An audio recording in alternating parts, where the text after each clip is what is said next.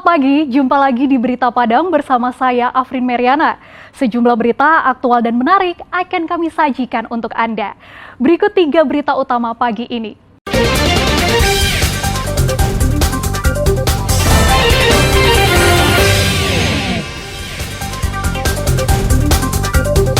Banjir di Rantau Panjang, transportasi lumpuh. 2 pencuri sepeda motor ditangkap polisi, seorang ditembak karena kabur. Meski memiliki banyak sungai yang layak untuk diarungi, wisata arung jeram di Sumatera Barat belum berkembang.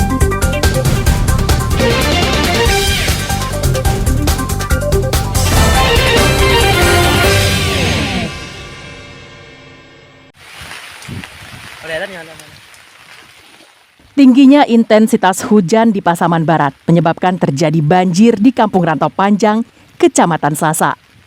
Hujan menyebabkan air Batang Pasaman meluap dan menggenangi area di sepanjang aliran sungai.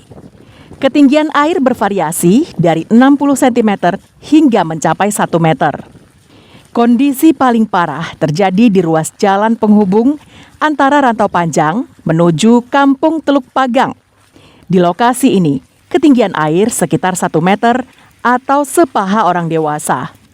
Selain itu, derasnya air menyebabkan jalan tidak bisa dilewati sepeda motor dan mobil. Arus lalu lintas putus total akibat banjir ini. Selain itu, puluhan hektar sawah dan perkebunan sawit juga terendam banjir. Menurut warga, banjir di daerah ini merupakan rutinitas tahunan.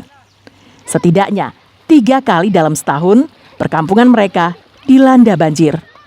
Penyebabnya selain intensitas hujan yang tinggi, Batang Pasaman juga perlu dinormalisasi.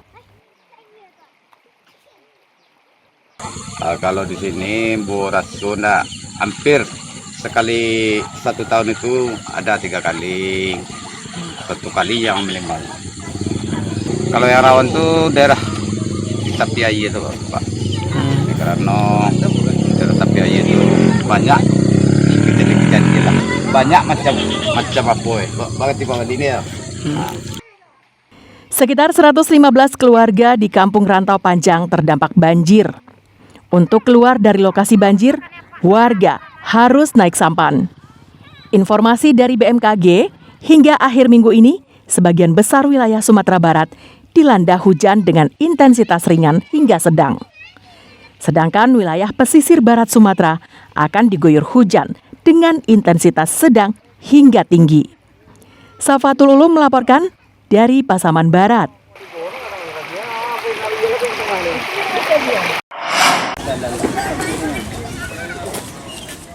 Dampak bencana yang terjadi pada hari Minggu lalu, Jembatan Kayu Gadang, Kecamatan Lubuk Alung, Kabupaten Padang Pariaman, ambruk. Setengah badan jembatan masuk ke sungai. Ambruknya jembatan ini diduga akibat tiang dan pondasinya tak mampu menahan hantaman air. Jembatan Kayu Gadang yang menghubungkan Lubuk Alung dan Lubuk Alung Timur kini menjadi tontonan warga. Mereka ingin menyaksikan jembatan yang panjangnya 100 meter melintasi Sungai Batang Anai itu ambruk. Kini jembatan yang dibangun menggunakan dana 25 miliar rupiah tinggal kenangan. Menurut warga, rusaknya jembatan telah terlihat 2 minggu sebelumnya. Pondasi jembatan mulai turun. Warga mulai melarang pengendara untuk melintasinya agar tidak menimbulkan korban jiwa. Derasnya air sungai karena banjir besar yang melanda daerah ini menjadi penyebab ambruknya jembatan tersebut. Padahal jembatan tersebut baru selesai dibangun 2 tahun lalu. Karena airnya besar. Ya. Yang pertama, yang kedua, di bawah jembatan itu udah dikorek oleh air. Dan ketahanannya itu udah nggak ada lagi yang di atas. Ya.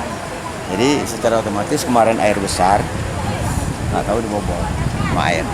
Pemerintah Padang Pariaman berharap pemerintah pusat segera memperbaiki jembatan yang rusak pada tahun ini juga, agar aktivitas masyarakat tidak terganggu. Dan kita dalam jangka waktu 14 hari ya 14 hari kita menetapkan tanggap darurat bencana. Sebelum itu insya Allah perencanaan kita selesai, kita antarkan langsung kepada BNPB. Nah, tentu kita berharap tahun ini ada respon dan bisa dikerjakan.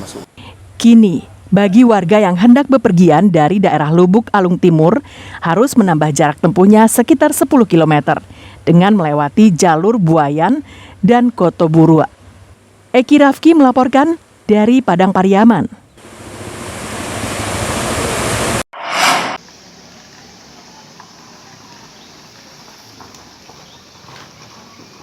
Akibat intensitas hujan yang cukup deras pada Sabtu sore hingga Minggu siang, mengakibatkan tanah longsor dan menimpa pondok pesantren yang berada di Nagari Rawanggunung Malelo Suranti, Kecamatan Sutra pada Minggu dini hari. Longsor tersebut menyebabkan dinding kantor ruang guru ambruk dan ruang kelas yang digunakan untuk melaksanakan kegiatan belajar mengajar rusak parah. Selain itu, dapur pondok pesantren dan alat-alat kantor tertimbun tanah. Tanah di bukit yang berada tepat di belakang pondok pesantren ini menjadi labil dan longsor akibat diguyur hujan yang cukup deras sejak Sabtu sore. Meski bukit ini berada tepat di belakang pondok pesantren tersebut, namun pimpinan yayasan sudah mengantisipasinya dengan membangun penahan tebing sepanjang lebih kurang 10 meter dengan tinggi 8 meter. Bukan karena hujan lebat dari sore sampai malam dan sampai pagi tadi masih hujan. Terakhir siang tadi masih hujan juga. Jadi kan kita tidak menyangka juga bahwa hal ini kan terjadi. Namanya musibah dan kalau di pengamanan itu sudah kita kasih jam 3 tingkat, tapi karena hujan seharian akhirnya longsor. Tidak ada korban jiwa dalam peristiwa ini, namun kerugian dari pondok pesantren yang sedang dalam tahap proses pengerjaan tingkat 2 ini ditaksir sekitar 200 juta rupiah. Banta Fauzan melaporkan dari pesisir selatan.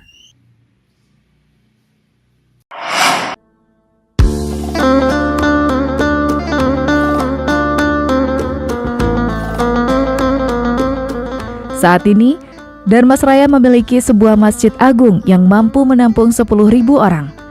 Luas masjid ini hampir 9.000 meter persegi dan berdiri di atas tanah seluas 7 hektar. Selain masjid, juga terdapat Islamic Center yang dipergunakan sebagai pusat kajian agama Islam. Di lokasi ini juga terdapat area penataan dengan luas 3,5 hektar. Dari udara, bangunan masjid ini terlihat seperti orang bersujud ke arah kiblat dengan 4 kubah yang mengandung makna filosofi adat Minangkabau Tau Jonan Ampe. Masjid ini juga mengusung konsep green building yang memanfaatkan pencahayaan alami serta hembusan angin untuk menyejukkan jamaah. Desainnya juga modern, setiap detail memperhatikan estetika yang memanjakan mata. Masjid ini terletak di pinggir jalan lintas tengah Sumatera. Selain menjadi objek wisata baru, masjid ini juga bisa dijadikan tempat untuk beristirahat bagi warga yang menggunakan jalur darat dari Pulau Jawa ke Sumatera Barat. Warga menyambut antusias peresmian Masjid Agung tersebut karena sangat megah dan mewah, serta menjadi simbol baru di Darmasraya. Bangunan ini akan menjadi pusat objek wisata religius. Di Muko-Muko, Bengkulu Utara, mau ke sini kan kok megah sekali. Sama keluarga ini, adik ini, ayo kita mampir sini. Dia ngomong, ayo, mewah sekali. Alhamdulillahirrahmanirrahim, di Darmasraya sudah ada Masjid Agung Darmasraya yang sangat luas, tentunya bagus, bersih, dan nyaman untuk kita melakukan sholat seperti ibadah gitu. Itu saya sangat berterima kasih kepada pemerintahan Kabupaten Darmasraya telah membangun masjid kita ini sehingga Darmasraya mampu mendirikan masjid seluas dan semega ini, Pak. Kami sangat excited ini dengan pembangunan masjid ini. Mungkin ini merupakan gambaran dari kami masyarakat Damasraya. Harapan kami ke depan masjid ini bisa dimanfaatkan maksimal oleh masyarakat dan meningkatkan ketakwaan masyarakat untuk lebih baik lagi. Hebatnya, masjid ini dibangun menggunakan APBD Darmasraya dengan sistem tahun jamak sejak 2018 dan menghabiskan biaya lebih dari 800 miliar rupiah. Pemerintah pusat hanya membantu penataan lanskap yang bersumber dari APBN sejumlah 18,9 miliar rupiah.